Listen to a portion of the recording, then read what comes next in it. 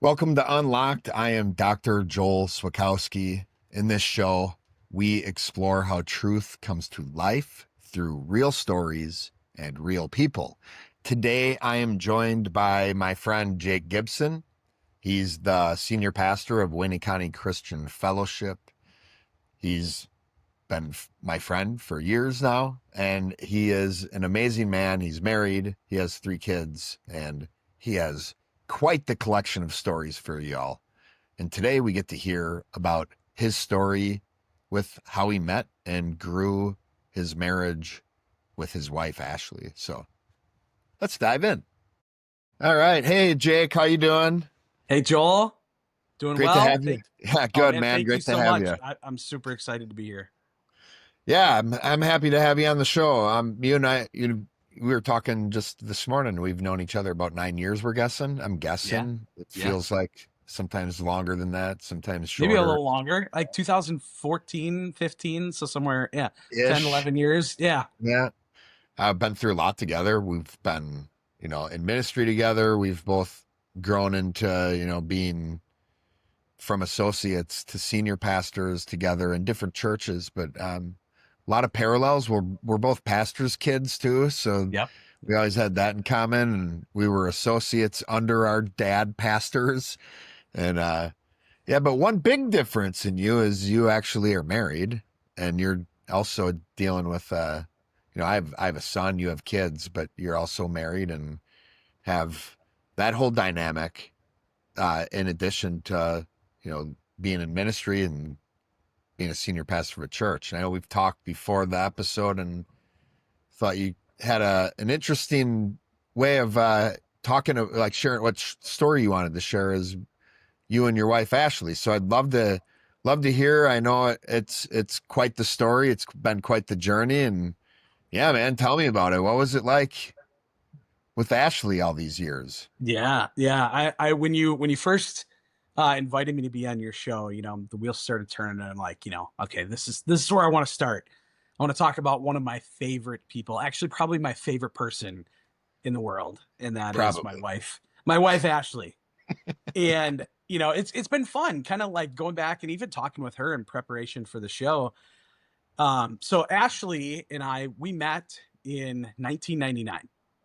We were freshmen in high school together. I was the new kid at the school. We went to a small Christian high school in our area. And so I met Ashley actually, a few weeks before school started. There was an orientation where we're walking through the school, and Ashley was part of like the welcoming committee, as far as like welcoming new students in. And I remember meeting her, and immediately I was intrigued by her because there was just something about her that I was just like, you know what? I want to get to know her more. Like this is definitely something that I'm interested in. And one of the cool things about this school was that the first 3 days of the school year were spent at a camp, and we did like a retreat to start the school year. It's a great way to like sync up as a school, kind of talk about the theme for the school year. Really just a fun way to start the year up. But one of the troubles was for me, I'm like, this Ashley, she's not here. Like she's not at the Yeah. retreat. Like what happened? Oh no! Like this is man. So we get Yeah. we get to school when we start the regular school year, and Ashley was there. I was like, okay, cool. This girl I want to get to know. She's there. She was in a few of my classes. One in particular, she was in my geometry class. And I remember early on, within the first week of school, I remember borrowing a graphing calculator from somebody. And it's one of those calculators like you could write out a message on. Oh, geez. This is And I text wrote I messaging wrote out before this text message. messaging. I wrote out a message, will you go out with me? And I Oh, passed it man. over to her, and I got the bold like no. Not Oh, interested. wow. I was just like, but I wasn't gonna stop. And I'm like, you know what? You know what, Ashley, one day I could see myself marrying you. And immediately it was just like, nope, not interested at all. So, Man in the you know, future, are you, huh? right, man of the future. Yeah. Yeah. So, all throughout high school, we stayed, good friends. We're a small class. There's like probably 40 kids in our class. So we're gonna hang out at parties, and we're gonna be acquaintances, and we started to get closer and things like that throughout high school, but just friends. Nothing in particular, that was special. But it was actually the last half of our senior year, the connection that we had with one another, it started to deepen, and we would start to hang out with each other, at parties more often, have conversations and things like that. Ashley worked at a coffee shop in Oshkosh, Wisconsin. And I would go in and, do homework at the coffee shop while she was working. And I ended up getting a job at the bookstore right next to the coffee shop. So, it's like I could kind of hang Oh out and be yeah, close man. to Ashley. Drinking And 3 frappuccinos a day. right. Yeah.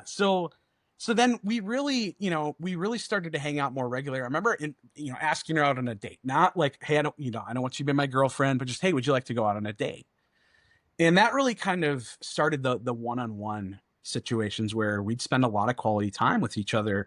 Ashley had this really, really cool like bedroom, but we always called it the apartment. Her parents took 2 bedrooms, removed the wall, and turned it into like a mini apartment for Ashley. So she had like a TV, a couch.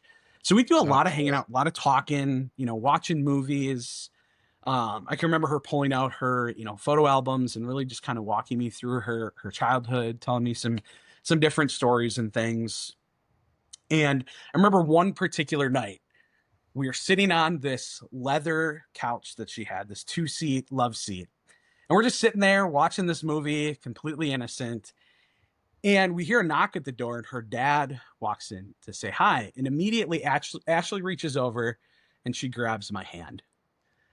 And Wait, inside, she wait. grabs my hand to hold my When hand. her dad walked in, When her dad walks in, not that seems like the let's opposite of what a right, kid like would let's do. stop holding it. No, it was she grabs my hand.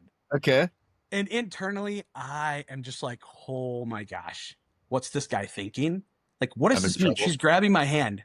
What does this mean for us? Like, there's so many questions that are racing through my brain, and I'm just like, look innocent, look like I'm not doing anything wrong. And it was great. We were talking with her dad, and he ends up leaving, and it was just like I remember my heart pounding. Like we finished the movie, and I'm just silent. Like I don't know what to say. I don't know what to do. It's like, all right, it's getting late. It's time for me to go home. And so we start walking out down to her back door, and she stops me at the back door, and she pulls me in and she kisses me. Oh wow, And I'm just like, my life movie is over. shoot like sparks, man. It's just like this is the sweetest moment I've ever shared with a female before. It Yeah. was it was great. It was unbelievable. And as she stops kissing me, I look up at her and I'm like, so are we dating now? And like she's looking back at me, and I'm like, oh, is this gonna be this? Like, yes, we're dating. And she goes, Jake, your timing, it's so bad. She's like, let's just enjoy the moment.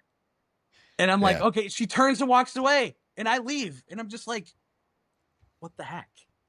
What was Yeah. that? Like, I'm just confused. I don't know what's going on. So the next time that we got together, we had a conversation. I'm like, I just want to understand, where are Yeah. we at? I understand you think this was stupid, that we weren't in the moment, whatever that is. But we had this follow-up conversation. And I shared about this kiss and what it meant to me and what I thought it meant where we're headed. But Ashley, she did such an amazing job. I remember in that moment, and she really emphasized to me the importance for her in friendship. She's like, I really value friendship. And a big part of this is I want to know that I can trust somebody that I'm going to grow a relationship with. And I think it starts with this aspect of being friends. And not, really, honestly, the whole time I'm like, friends share a kiss? Like, I'm still Right. confused, Yeah. but I'm like, all right, this is really important to her. Friendship is really important.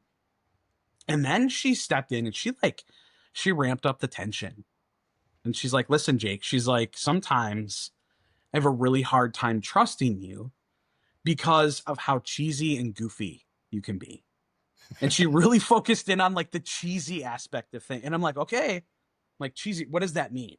Like, what do you, when you say that, what does that mean? What are examples of that?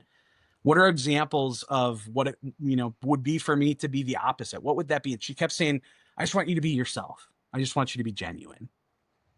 And for me, what I realized in that moment was being goofy and being cheesy was this way to like try to impress her, Okay. where she just wanted me to be the real version of myself. And I asked her, what were examples? What does that look like to you? And she was able to point certain things out. I was like, okay, this is my commitment. Like, I am going to be committed to trying to be genuine for Ashley, not over the top and goofy and cheesy to try to wow her, impress her, but really just lean into who I am and really continuing to build this friendship. And so we continued to hang out.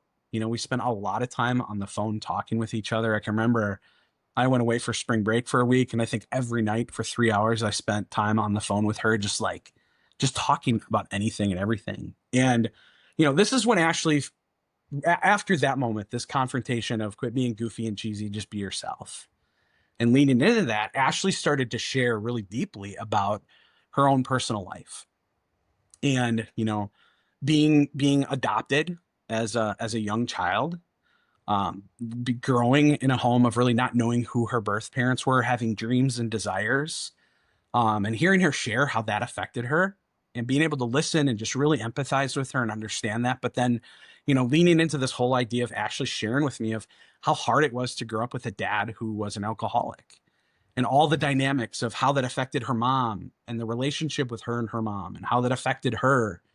And I can just remember sharing with her, like, I'm so sorry that this happened to you, and how did this affect you? What are the things that it's caused you, to worry about or to fear, in dating somebody or marrying somebody, and these different things. And I can remember those conversations were they were so amazing. It just allowed me to know her really, really well, and like feel honored that she would take these risks with me. And ultimately, it was like I was feeling so drawn and so Yeah. connected to Yeah. her that is like I want more. And for me, the grid was like, okay, the next step of more is this being like a named relationship, girlfriend, boyfriend, going out, dating, like all those Yeah. different Whatever he called things, it back in whatever 99, title, right? 2000, Right. right? Yeah. 2003, it was going out. Or are they Yeah. going out? If they're going out where, I don't know, but we were Yeah. going That's out. incredible. Yeah. So it was April 12th, 2003, the night Oh, you of still our remember the date. Oh, we still that's remember the sweet. day. Yeah, Yeah. yeah. Actually, this year was funny because somebody that we know mutually sent me a message saying, "Hey, happy dating anniversary." And we were like, Oh, "Oh, jeez. oh shoot, we forgot." Like I quick texted Ashley like, "Hey, happy whatever, whatever Yeah. anniversary this is." Yeah. But we started out the day, and I dropped off 12 long stem roses where she's getting her hair done with this note that I had written for her, and just all little things throughout the day. And we culminated at prom at what was the Paper Valley Hotel in Appleton at the time. Yeah. And we had a DJ, and I had coordinated a couple weeks in advance with the DJ and asked him at some point in the night, would you play this song, and would you read this script that I have written for you, and can I get a microphone? Oh, jeez. And the Yeah. DJ was like, I love it. This is amazing. Let's do it. So it was like 7:30 at night. All of a sudden, the lights go down, the music starts to play, and he announces, Ashley Wolf, would you please come to the dance floor? There's a special message for you. And I start speaking on the microphone. Nobody knows where I am. They're looking around. And I come walking out of this doorway, and here I am talking to Ashley. And in that moment, I hand over the microphone. And that's the moment we started dancing together. And I'm like, will you be my girlfriend? Oh. And she's crying, and she's like, yes. Like, it was just, it was, oh man, it was unbelievable. As we were Dude. reminiscing over that, she was just like, oh man, I remember that moment. Like, oh, this is so incredible. So it's this culmination of like, okay, here we are. Now we're dating, right? Now we're Yeah. girlfriend and boyfriend. And then this is, I think, where for us, the trouble really started to kick up, because we spent all this time getting to know one another. We're going through all these, questions and answers and sharing deeply with one another. And then as we started to date, what started to to happen was the physical side of the relationship. And it was almost this like, we had no grid for how to do this. The only real grid that I operated from was whether it was what my parents told me, the church, the school, was like no sex before marriage.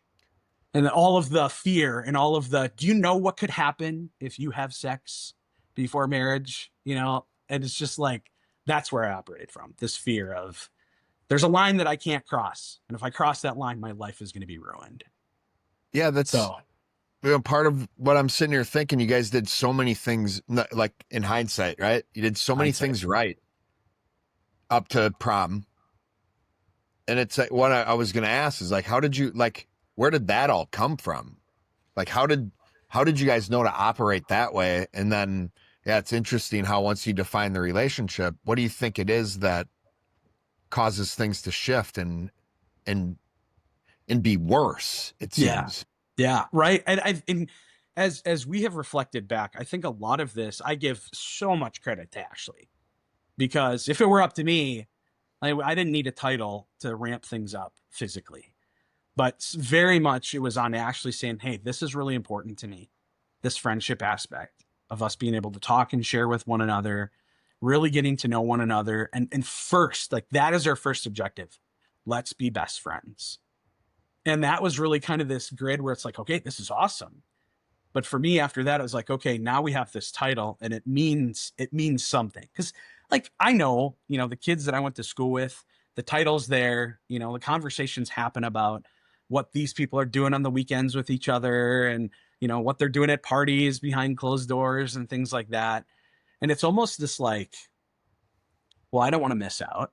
Like, this is a benefit of being able to date, to have a girlfriend, is this, this physical side of things. We start to kiss, we start to make out, and that's where there was so much, I think so much of a lack of understanding. I had no conversations related to, how to do the relationship from either side, whether it was the, the friendship side of things, the naming it into dating. So I think we get to the spot of like, now we're dating and it's like, okay, we're on our own. Let's figure this out as we go. And we would go through these cycles of just, we'd make out, we'd be hot and heavy. And then we'd be like, oh my gosh, what do we do? We can't do Oh, that. Like, some of the thoughts that we had, like, okay, let's tell God we're sorry. We'll say we'll never do it again. Let's go back to being friends. And we'd share deeper and we'd share with each other. And that was just like, we were feeling so much, we didn't know what to do with it. And it was like, the only thing to do is let's make out. And we just go through this constant cycle of yeah. do the behavior, feel bad for the behavior, and try to fix it. And just like, how long can we go this time before we quote unquote mess up? So what we didn't realize is like, there's actually a grid for how to do this and how to do it well. And like these steps and stages to take within this that we had no idea that was there. I can remember this one time we had a chapel speaker, and this chapel speaker gets up and he's like, I'll tell you right now, if there are couples here who are dating, and if you guys are making out on the weekends, if you guys are kissing one another right now, I encourage you in the name of the Lord to end those relationships. Break up with each other right now. Like, prove your love for Jesus. And in the whole time in the chapel, I'm like, my head's down and I'm going, oh no, I'm this in is it. so much trouble. Our relationship is done. Like, Ash, Yeah. I guarantee Ash is going to be feeling convicted, and she's going to go, we need to end this. And I remember going up to her after the chapel and being like, so where are we at? What are we thinking? She's like, we're not breaking up. She's like, that was That lame. guy's full of crap. I Yeah. was like, oh my gosh. Oh, there Should we have go. known, right? You should have known with like how excellent she was, even as a teenager. Like Yeah. she knew she's smarter than whoever this guy is. Right. Right. Yeah. Oh man. Yeah. Oh, yeah. So who did you have to look up to? I mean, you guys are dating. You're still what, seniors at this point? Yeah. We're seniors in high school. What were you Um, modeling your relationship after? we didn't have anything. It was, Ashley would share like, I don't want the relationship my parents have. Yeah.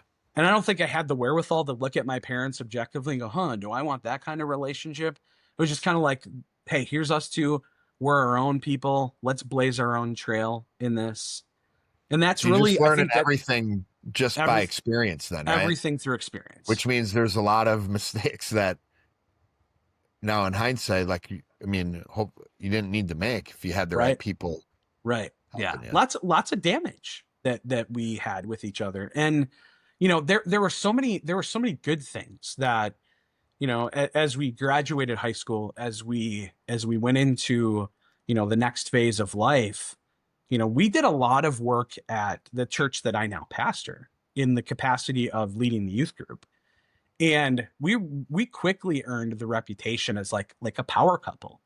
It's like people are going to look at us, and we became Jake and Ash. Like we were a team. And if there Nice. was something that needed to be done, it was like, oh, who can do it best? Jake and Ash. Yeah. But within that, without having this grid for how to do a relationship well, and eventually, moving into marriage, um, all of this damage just caused more and more damage to happen because we didn't Yeah. know how to fix the things we had done wrong. We just kind of swept them under the rug. We'd feel guilty or we'd feel bad, and we just would continue to move forward and pile things on top of each other. So you guys were high school sweethearts, essentially friends Yep. first, which I think Yep. probably is what even saved you guys even getting into marriage. But then you graduate high school. When you go to college, you guys both go to college. Like what? Yeah. So what's the story of like how do you get from where you were at to even the decision to stay together after high school to get married? Like what's that look like? Yeah. Yeah. And my entire senior year was kind of like, I look back now and I'm like, man, it was such a blur. I just know you got to pick a place to go to school. And, football was really important to me. There was this college that had an opportunity for me to play football. Ultimately, I decided not to play football, but had committed to this college in Minnesota, like 4 hours away from where I lived, and 4 hours away from where Ashley decided to go to school. She stayed home and went to school in town. So I remember leaving. I went with my two buddies um, to college. We roomed together. We were best friends growing up through school. But that ultimately ended up turning in kind of a disastrous situation. I'm trying to go to school. I'm heartsick over leaving my girlfriend behind. That was brutal. I can remember the weekend of going to college, just like, I don't want to be here. I want to be home with you. I want to come home every weekend. I have a possibility to come home. Um, and I can remember early on in that freshman year of college, I was talking to my pastor back home, and I'm like, you know what, Pastor Greg, I really feel like God wants me to come home. He wants me to come home after this first semester. Like, I should be back home here. The church needs me. Ashley needs Yeah. me. And after all of this, I can remember him sharing, my dad shared with me what my pastor at the time shared. He's like, well, Dan, he played the God card. There's no convincing him to stay at school. Like, he said God told him to do this. There's no way to convince him otherwise. My parents were very adamant. We want you to stay away for at least a year.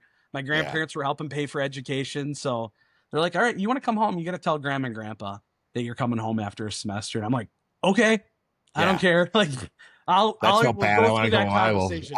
Yeah. I will have that fight. Yeah. Right. Right. Yeah. So, coming home, enrolling in school, going to school with Ash. And it was just really quick where it made sense. So we graduated high school in 2003, and we were married by the summer of 2006. And looking back on it now, I'm like, oh my gosh, like we were so young. When you guys grew up in the church, right? Yeah. Yeah. You had been together, what? Even 2006. That was, if you count 2009, 1999 when you guys met. That's Right. can when you're that young, you can make the case you've been together for quite a while, We right? You can, feel like and we somebody did. We really did a well. great job of being like, we're ready for this. Like, Yeah. we got this. Nobody could tell us any differently. So, Yep. So it's yeah. So I'd love to hear like what was that college area like, and like what was it that got you? What's the engagement story here, Jake? yeah. So it was, Better be something cool like stealing a DJ's microphone or something like that. right. I know you would think that it would be, as epic as asking her to be my girlfriend at prom. But, I think in those college years was, when I really started to experience this, like this entitlement. You know, like I've put in my time in the realm of being a boyfriend. We have done everything physically short of intercourse with each other, and it's like now is the time to move this thing forward. And I think a lot of how I operated and the damage that I created was not knowing how to be a man towards Ashley. And I think principally as I share this story, I look back at how I was in high school. I was probably more of a man towards her in high school than Hmm. I was when I was in college. I started to have expectations. You know, I started to feel owed in certain situations. Um, and just kind of this path of like, yeah, this makes sense. This is where we're going to head logically. We're going to spend the rest of our lives together.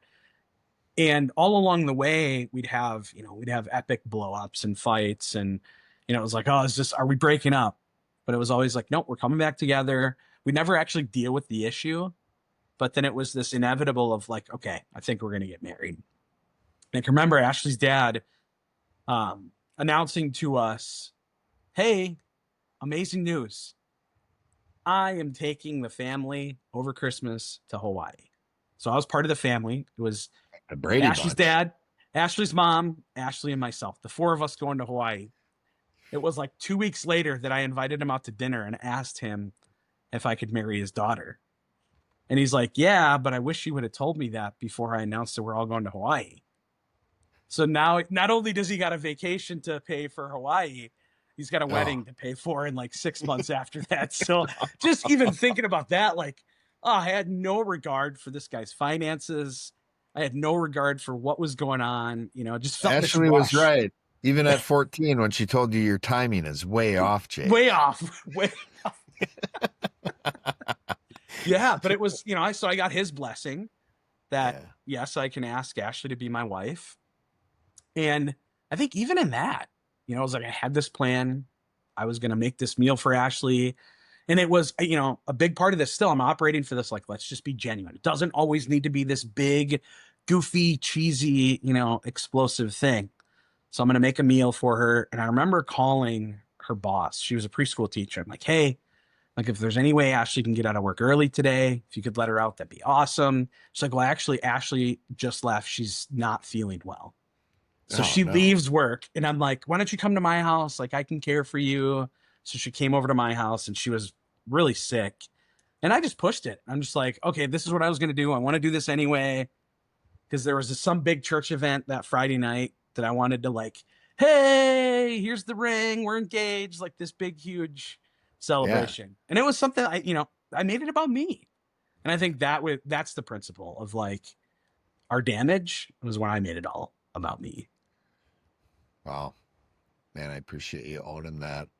Yeah, another moment of like timing, Jake. She's sick. Oh, timing, timing. Yep, Dude. yep. But I imagine so. I know. I mean, we've seen a lot of relationships. I've been in some myself, and yeah, the things you said there are going to resonate with everybody. I appreciate you sharing that. So, what was married life like?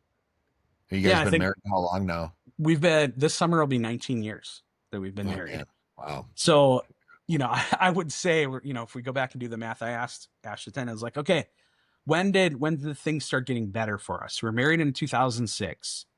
It was 2014 when we actually started getting the help that we needed to regain the friendship that we had built all Oh, I those years like ago. that. And Yeah, that's really, as we've thought about it, it's like, oh man, we met some amazing people. Our friend Jonathan, I met you shortly after meeting those guys and really kind of starting this slow journey of what does it look like to repair? Because those early years of marriage, like I said before, so much expectation. I'm married now. I'm a yeah, married man. I should be able to have sex whenever I want. This is just a benefit that I get afforded without ever doing the work to really help Ashley feel safe and loved and just we'd have these epic blowups. But yeah, again, we're in the church. We're never going to get divorced. We always say that. We're never going to get divorced. Can you imagine what that would do to my dad's image? And what that could do to our image growing up in the church? And that was what we carried with us from '06 to 2014. But then, us getting to the place of going, we are miserable. yeah, And us literally crying out to God and going, there's got to be something else. Because as we're looking now, we're starting to look outside of ourselves. who is there that can help us? Well, we could go to this person, but we know all the garbage about them. There's no way they can help us. Well, we can't go to these people. We can't tell our parents that we're having all these issues. And we just felt like we had nowhere to turn. So we cried out to God. And it was in that moment, within maybe a couple of weeks or maybe a month, where things started to change. And we started to meet some people. And it was like, Oh, that's I remember telling Ashley, I think this is the answer to our prayers. I think this is the turning point right here. And I don't want to miss this. I don't want us. This is one of those moments, like, we can't miss this moment. We can't screw this up. It's one of those moments you had good timing. Oh, like, yeah. You're like, you right. noticed it in the moment, and it's like, we got to Yes. grab a hold of this thing right now, or it might leave our grasp. Right. Yeah. Oh, yeah. Wow, God's so good, isn't he? Oh, so incredible. So incredible. And I think it was like, I wonder how many years he was waiting for us to just lay on our bed, like exhausted from an argument, to just cry out for him. Yeah.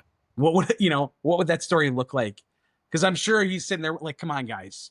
At what point are you going to cry out to me? Because I've got an answer. I've got the help that you need. Yeah. So what's some of the stuff that you learned that, like, a couple things that have had a really big impact on you and Ashley? What was it? Because I mean, a lot of people cry out to God, and a lot of people have crap marriages still. Yeah. And it's like, so like for those people, yeah, like, I what's think, a couple I things? think a simple, like, first step was communication.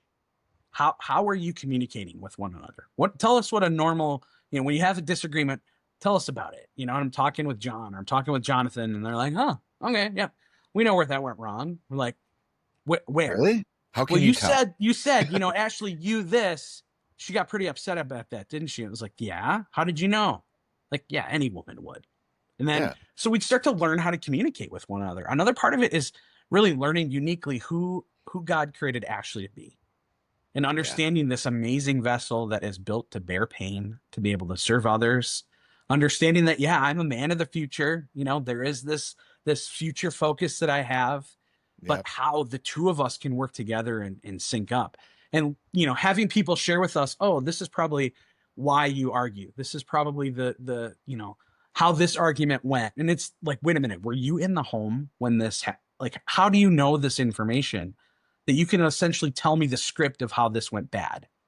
Yeah. And learning that. But I think, as I've reflected on this, and I'm thinking about even my own kids, I think about my son, Silas, who's 8 years old. Like, what was it that I wish, even at 8 years old, that somebody would have slowed me down and started to teach me at that point? And I think even at that age, what I'm trying to teach my son Silas is, this is what it means to be a man. Yes, we have these big feels. Things happen. We have these big explosive emotions, and we want to do something with them. What can we do that isn't going to be destructive? That's going to help us get this out in a way that's everybody feels safe, and helping them, even like working that process out. I think, love, giving a value without any expectation, that simple thing. When I say to Ashley, I love you, what I'm really saying is I owe you. Yeah. Ashley says that same thing back to me. It's like teaching our kids, this is what love means. This is how we operate according to this essential doctrine from God. So I think those are some of those pieces. I think another part of this is honestly just the safety to get it wrong. That I don't think was afforded to me.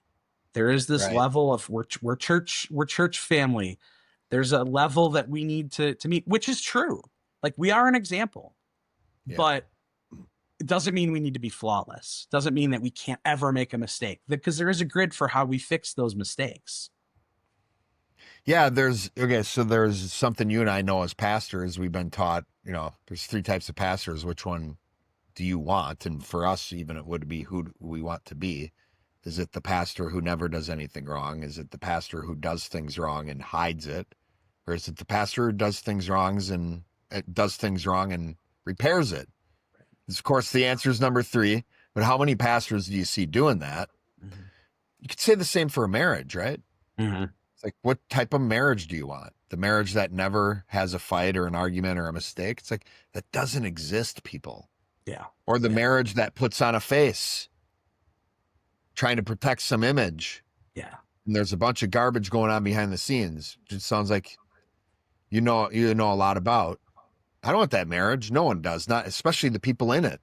Yeah. So it's that third type of marriage is the one that, and you're an example whether you want to be or not because of your position in a large community of people who it's your job to lead.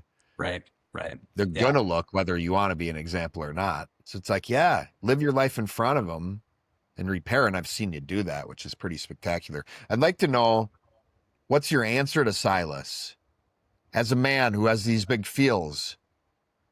What do you do to help the women in your life feel safe? Like, what's the simple rule you give Silas when he's feeling Yeah. these big emotions? Oh, and it's something that we're working on right now. And it's, what we started with Silas is really asking him some questions.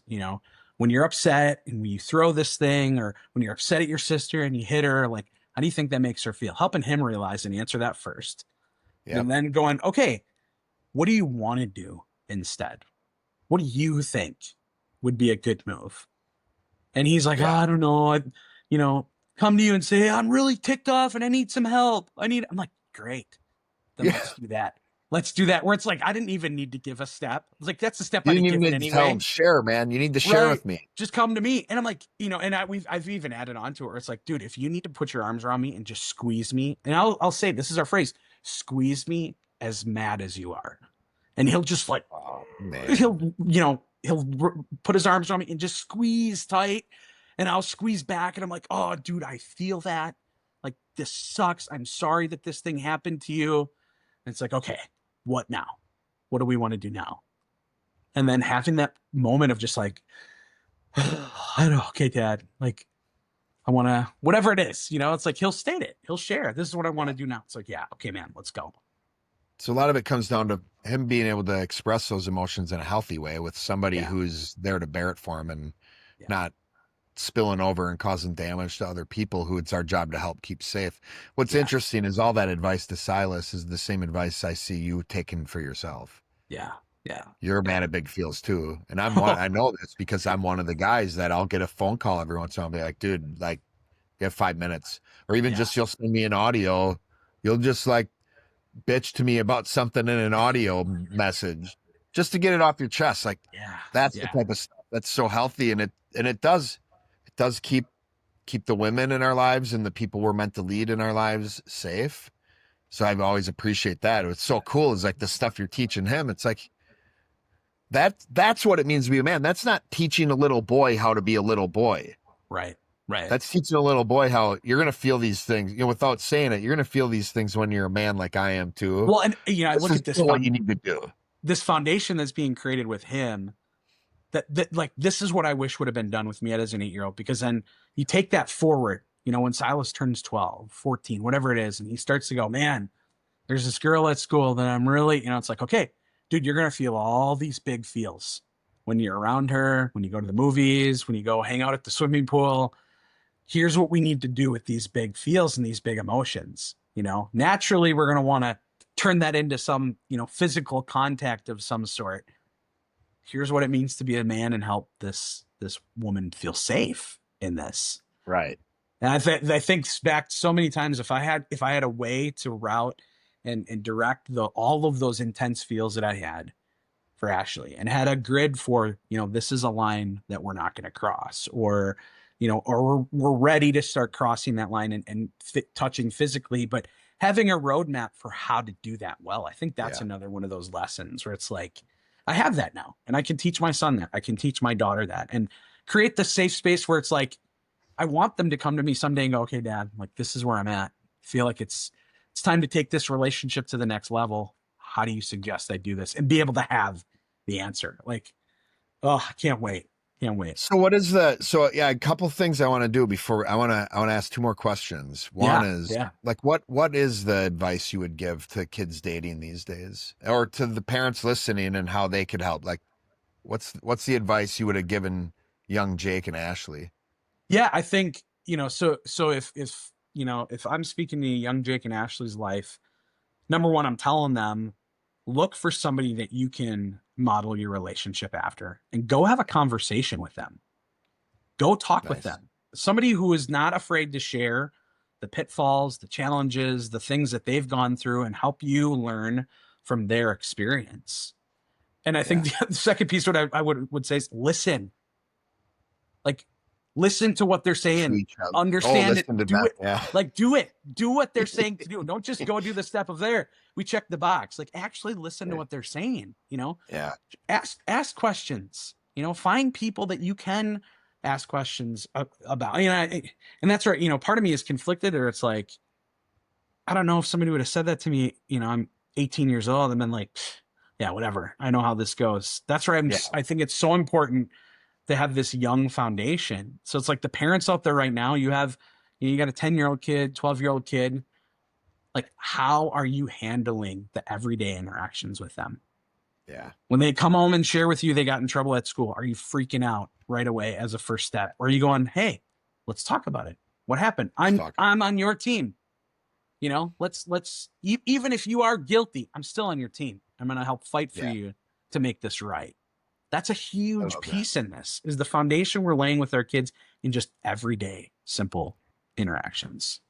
Yeah, that's for me, man. It's like there's certain things that happened, from especially from my stepdad. He was a little insecure, so he'd joke with us about he didn't I don't know if he knew how to help me date a woman or even, as a teenager, especially.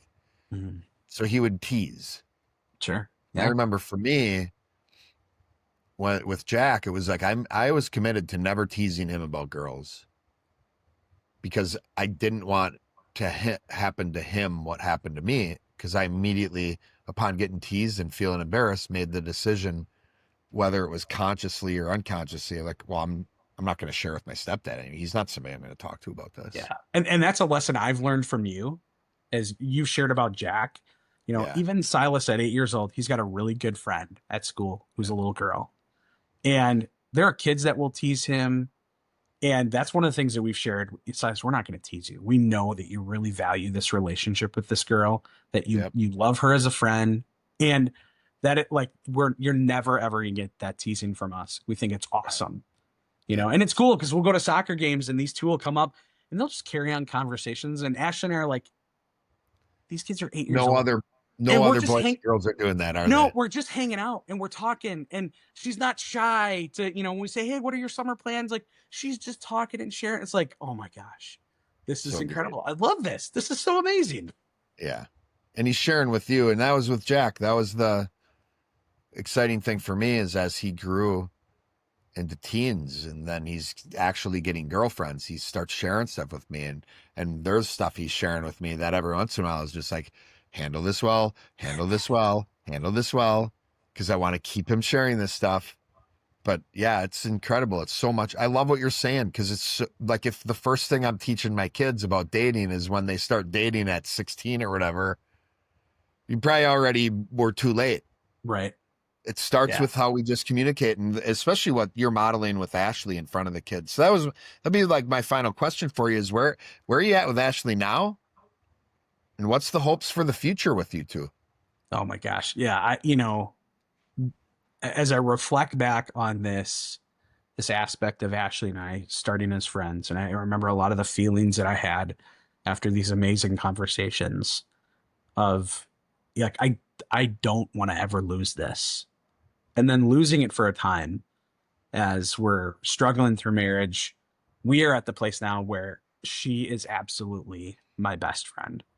Yeah, And, do we have arguments? Do we have situations where we run through, issues? Absolutely.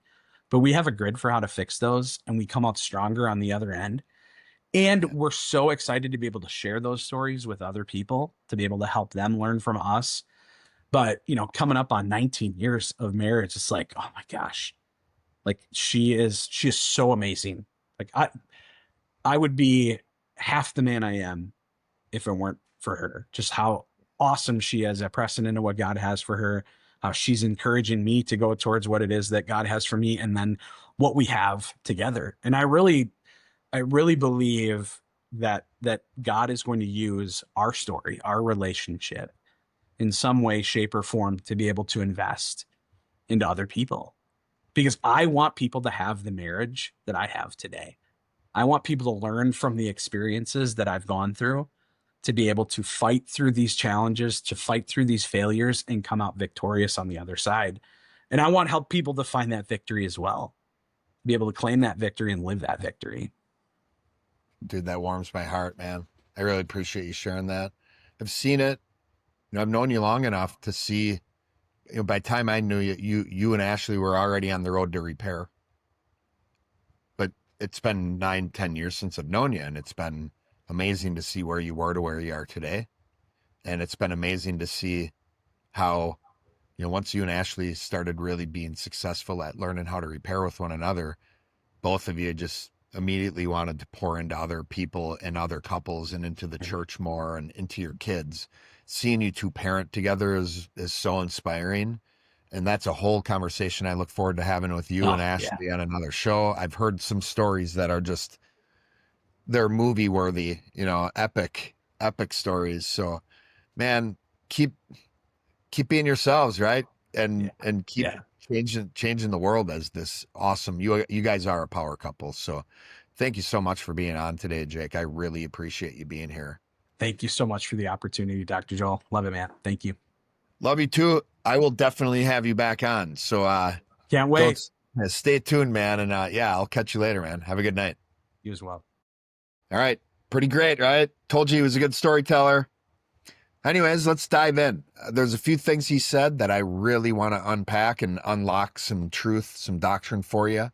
One of the things that, I found really inspiring with their journey is Ashley's focus on being friends. And then what we saw is really when their marriage started getting the repair it needed, it went back to that very first focus of let's focus on being friends.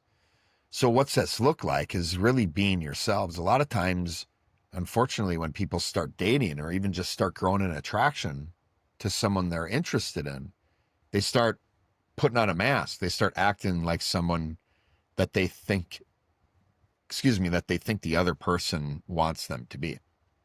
And that was Jake's story, right? Ashley kind of called him out on it. Like, stop being someone, like, you don't have to impress me type thing. Just be yourself. That'll impress me. And if you know Ashley, or people like her who have the heart of a compassion person, that's what they want. They want someone to be real. They want someone to share open and vulnerably and truthful and not put on a mask. And then they usually can sniff out when somebody is sharing something that's, not necessarily a real vulnerable thing.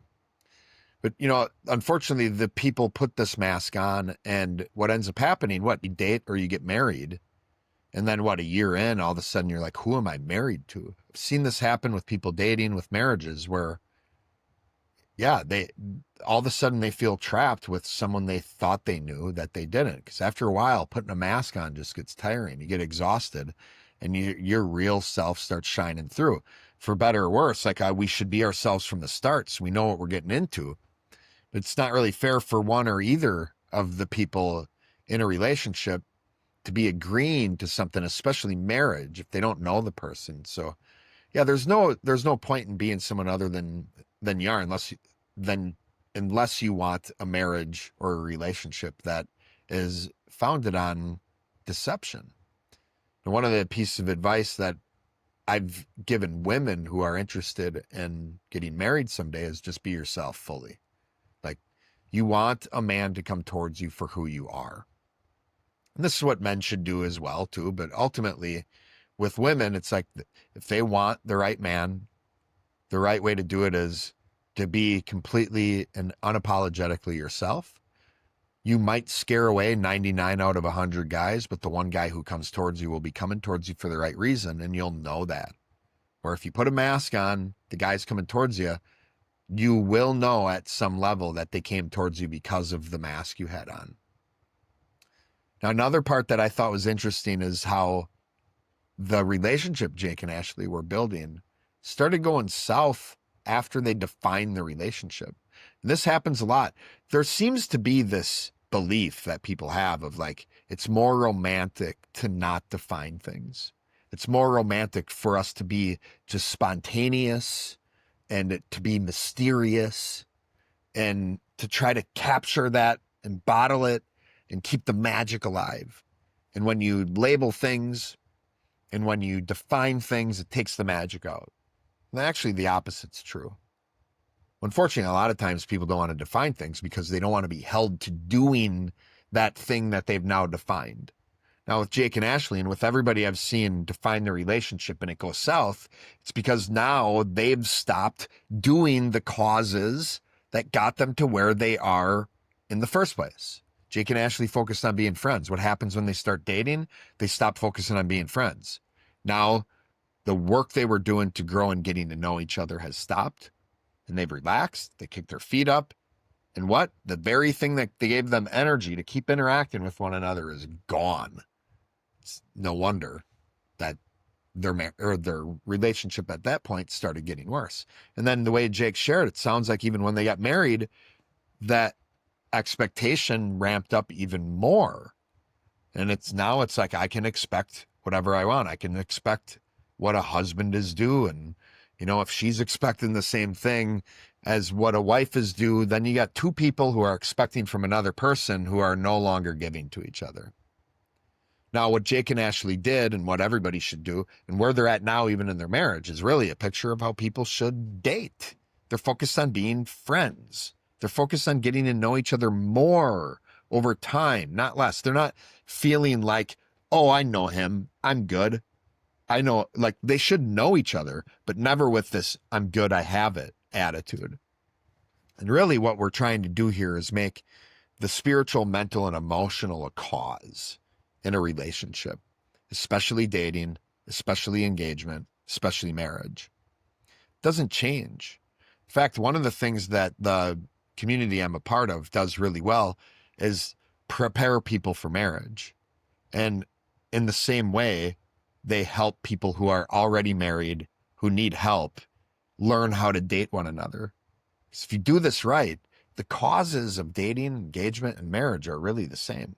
It's a focus on getting to know each other more at the spiritual, mental, and emotional level while keeping the physical level in effect. So if I want to grow in getting to know someone more and feeling connected to them more, my focus should be on spiritually, mentally, and emotionally. If I'm trying to feel connected to somebody and I do it through a physical touch, I'm making the physical a cause. And that's where things start falling apart. My friend Jonathan says to men, if you want to touch her with these, you're trying to communicate something to her. Whatever that is, instead of using these, you should say it with this. And if you can't say what you want to communicate with these through this, you shouldn't be using these. It is just a form of communication. But again, so much of it comes down to, what do you mean by the words you're using? What do you mean by whatever you're trying to communicate? And that actually, when we're intentional about that, when we're doing it the right way, that actually facilitates this romantic experience we all want and desire. Now, another thing he talked about was the touching, the physical touching him and Ashley did. He would have loved to have had, a journey of progressing through that, from like no touching to all the way to intercourse. Like, how do you manage that? How do you progress through this? The first step that I've learned and that I've been taught is to really define there's different levels of touching intimacy. And I'll say them, there's 7. The first is no touching. That's in a category by itself. And I'll just stay on that for a second. One of my friend John and Jonathan will say, how's your no touching game, to the men in their lives who are dating or married? Because if you can't reach your wife when you're not touching, you're doomed. Because what's the first thing that stops happening when you get into an argument or a fight with your spouse? You stop touching. No one wants to touch when you're mad at each other. So if you can't communicate with your words at the no touching level, your relationship is doomed, right? So then there's 6 other levels of touching that are broken up, that I would say are broken up into 3 categories. This is what I believe anyways. So there's hugging, there's caressing, and then there's closed mouth kissing. those are definitely intimate. Um, but a lot of cultures, they're very acceptable levels of touching, right? And then the second group would be open mouth kissing, foreplay, and intercourse. Those are, very deep levels of intimacy and, definitely more on the private level at points in most cultures. The point I'm making here, though, is one, defining these different levels can help you be intentional in progressing up them or back the right way and for the right reasons now that you have resolution over them. So I'll tell you, a lot of guys especially want to go right from the hugging to the intercourse. And all of these levels of touching are just kind of a big ball of lumped together, a big bowl of spaghetti. It's all connected. And when you start unraveling these different levels of touching, you can be intentional, both the man and the woman, in experiencing each level of touching and seeing the benefit of each level in and of itself. So we ought to be able to just hug and get the benefit of that. You ought to be able to just kiss and get the benefit of that. And meaning you would stop and not progress further. And with all 7 levels, there is a benefit to each of them that even once you progress to that 7th level, you're able to still experience the other 6 levels for the benefit they offer you in and of themselves. And this is really the journey that Jake and Ashley have been on, and they now wish they would have learned early on. It's like, can we be coached into how to handle these situations the right way as we progress up these levels? But I'll tell you, I think a lot of times it's the no touching level that is the one that gets ignored so quickly. And a lot of times I'm seeing it in teenagers these days is people who start dating, really what they're starting to do is they're starting to have sexual intercourse right away. And what they don't know is that in God's eyes, they're getting married. So yeah, it becomes very, very important to understand each level of touching and what each level means for both people. So the last thing I want to say is, again, I've talked about this in other episodes, but we see really inspiring in Jake and Ashley's story is the amount of repair they experienced.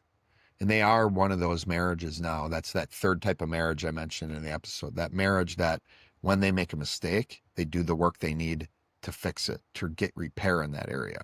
And I know that firsthand. They've both come to me for help with their marriage. It's been one of the great honors of being friends with Jake and Ashley, is how much they come to me for help. And how much they do. They listen to the advice I give. And they also pour into my life, and they love on me, and they love on my son, and they love on my church community in ways that it's just mind-blowing at times. So yeah, they are an incredible married couple that I have very, very high hopes for how they continue to pour into people, to pour into married couples, to pour into families, to pour in the church, and to continue to increase God's kingdom. It's pretty amazing. But that's it for today on Unlocked. I'm Dr. Joel Swakowski. You can find Jake Gibson on Instagram and on Facebook. Type in his name. There's a lot of Jake Gibsons out there, though. So for on Instagram, it's _ the Jake Gibson _ On Facebook, you can find him at facebook.com/the Jake Gibson. And you can also find him and his church community, Winnet County Christian Fellowship, we call it WCF, at wcfsite.org. Find him on there. Go check out Jake, say hi to him, ask him some questions if you want. I guarantee I'll have him on this again. They have a lot more stories to tell. We haven't even really talked about him as a pastor or anything yet. So I'm really excited for that. Check him out. Thank you for listening. Keep seeking truth. Keep living it out. We'll see you next time.